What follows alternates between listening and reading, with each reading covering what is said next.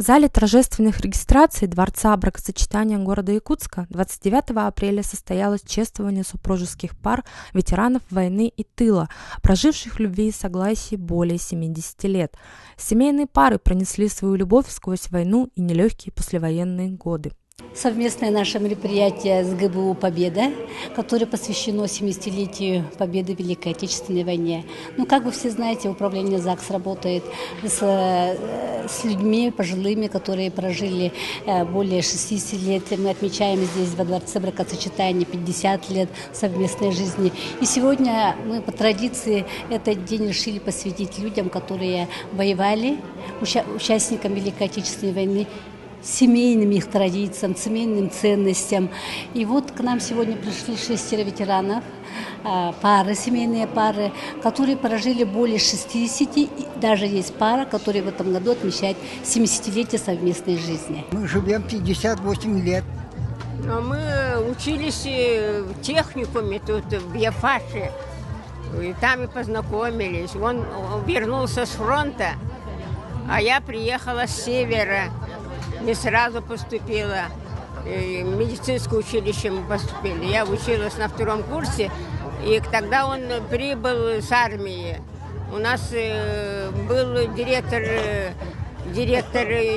техникума, был сам фронтовик, и он его сразу взял на 2-й курс. И вот с тех пор мы в одном классе учились, потом уже через сколько лет? Через 3 года. Нет, почему 3 года? 3 года мы Япашку учили, 5 лет на 5-м курсе института мы женились. Даже стыдно уже говорить. Шибко много. Мы в этом году 70 лет живем. Поэтому... Как? Я на фронте был, она дома училась, приехала, она тоже училась.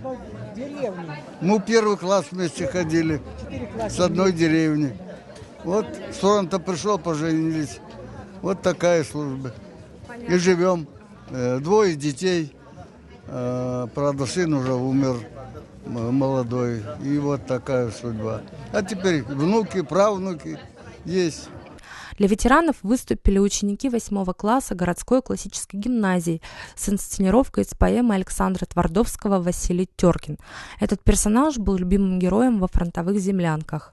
Также прозвучали любимые песни военных лет в исполнении артистов. В конце мероприятия юбиляров поздравил заместитель председателя правительства Якутии Александр Соловьев. Вы достойный пример для подражания нашему молодому поколению.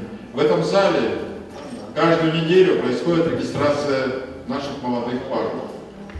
И было бы здорово, если бы они видели фотографии вас как символа семейной верности, семейного счастья и семейного благополучия.